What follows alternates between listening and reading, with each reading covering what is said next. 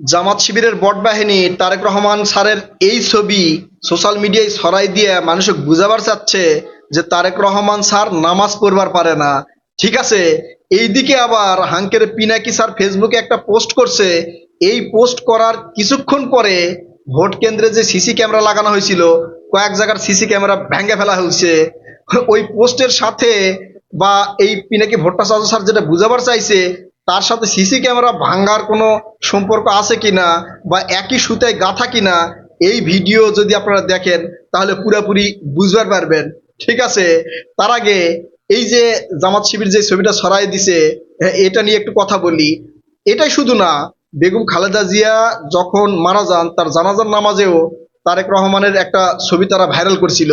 Viral করে কইছিল যে তারেক রহমান স্যার নাকি হাত বাঁধতে পারেন না নামাজে। ঠিক আছে, মানে হাতটা অনেক নিচে বাঁধছিল, এটাই বুঝাবার চাচ্ছিল।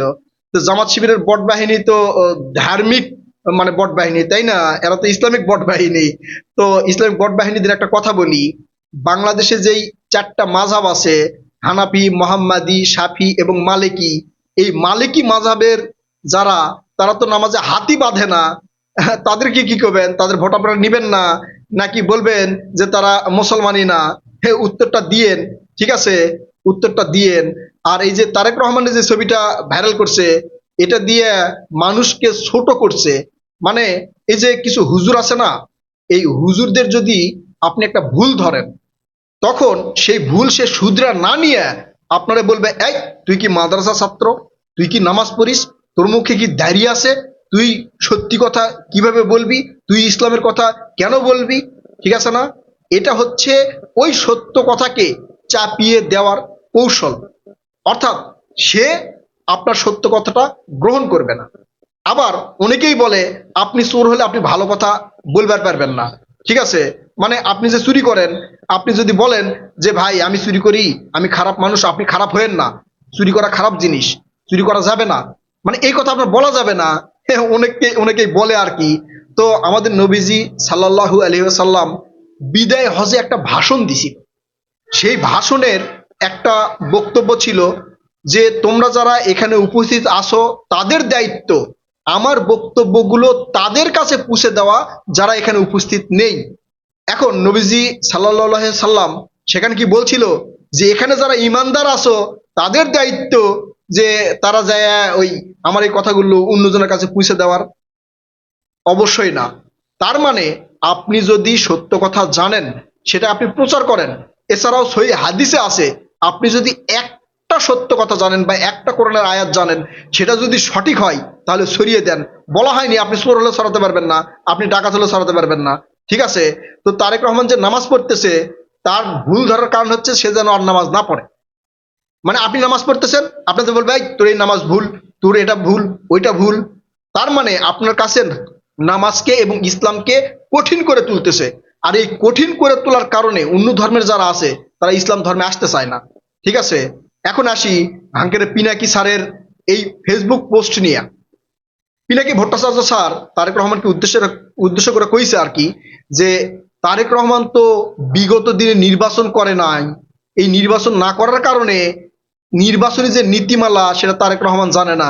তাই নাকি পিনাকি স্যার? তারেক রহমান জানে না নাকি?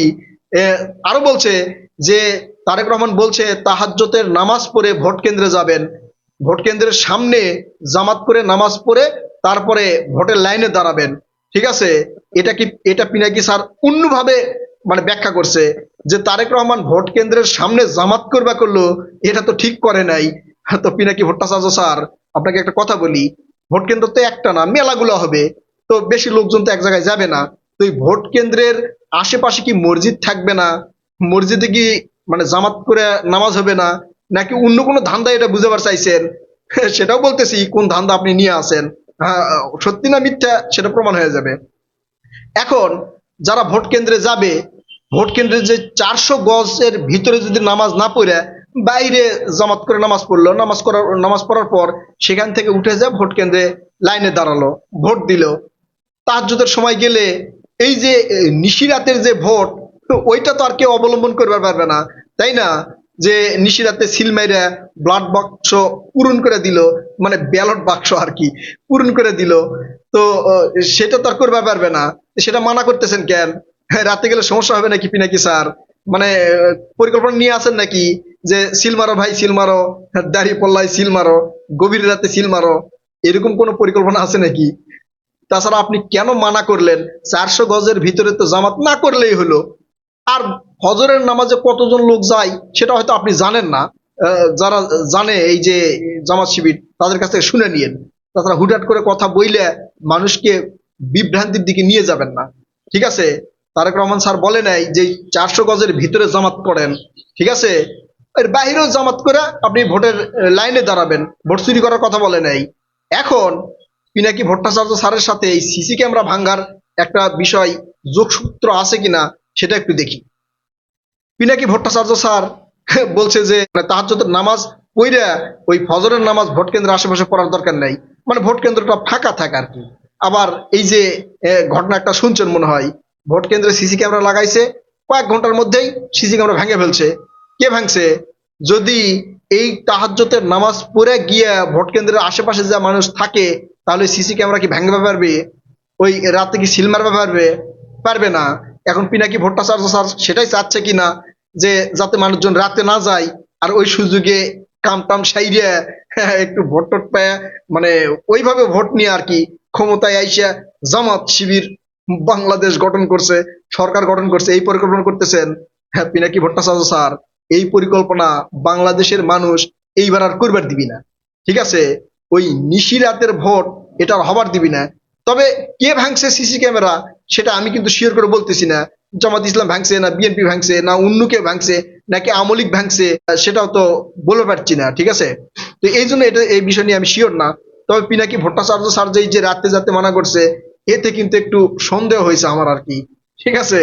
তো যাই হোক, এই যে জামাত শিবির বট বাহিনী তারেক রহমানকে নিয়ে যে অপপ্রচার করছে, এই অপপ্রচার কিন্তু মানুষের মধ্যে একটা বিভ্রান্তির সৃষ্টি করতেছে। আর আমাদের দুর্বলতা হচ্ছে আমরা যেটা বলতেছি সেটা কিন্তু খুব একটা প্রচার হচ্ছে না। আমার ভিডিও বা এই যে তারেক রহমানের পক্ষে বিএনপির পক্ষে যদি একটা ভিডিও বা কন্টেন্ট তৈরি করা হয়, সেই কন্টেন্ট যদি 1 লাখ লোকে দেখে, সেখানে লাইক করে মাত্র 1000। অর্থাৎ জামাত শিবির যেই সোশ্যাল মিডিয়া দখল করে আছে সেটা কিন্তু আমরা পুনরুদ্ধার করতে পারছি না। আমাদের অ্যাক্টিভিটি আরো বাড়াতে হবে, ব্যাপকভাবে বাড়াতে হবে। কারণ সোশ্যাল মিডিয়ায় যেই স্থানটা দখল করে আছে জামাত শিবিরের বট বাহিনী, সেই জায়গা আমাদের দখল করতে হবে। আপনারা মানে কিছুক্ষণ আগে হয়তো শুনছেন বা ইতিমধ্যে শুনতে পারছেন যে একটা নিউজ ছড়ানো হয়েছে, আমেরিকা জামাত শিবিরের বন্ধু হতে চায়। আমেরিকার এক সাংবাদিক নাকি এটা অডিও কলের মাধ্যমে, মানে ফোনের মাধ্যমে বলছে আর কি। এখন এটা ছড়িয়ে পড়ছে। আমেরিকা বা বিভিন্ন দূতাবাস শুধু এই টেলিভিশন দেখে তা কিন্তু না, পত্রপত্রিকা দেখে তা কিন্তু না, তারা সোশ্যাল মিডিয়ায় চোখ রাখে।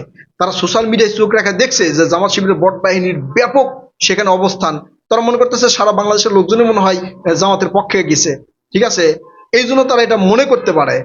তাই সোশ্যাল মিডিয়ায় আমাদের অবস্থান ব্যাপক হারে হতে হবে, আমাদের ভিডিওগুলো ছড়িয়ে দিতে হবে। আপনারাও কন্টেন্ট তৈরি করবেন, ফেসবুকে লিখবেন, এবং সেগুলো সবাই পরস্পরটা ছড়িয়ে দিতে হবে।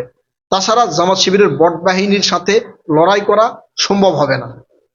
আমার ভিডিও ডিসক্রিপশন বক্সে আমার ফেসবুক পেজ দেওয়া আছে, সেখানে গিয়ে ভিডিওটি ছড়িয়ে দিবেন। আর ইউটিউবে যারা দেখছেন তারা অবশ্যই লাইক কমেন্ট করবেন। কথা হবে নতুন কোনো ভিডিওতে ইনশাল্লাহ। ততক্ষণ পর্যন্ত ভালো থাকবেন। আল্লাহ হাফেজ।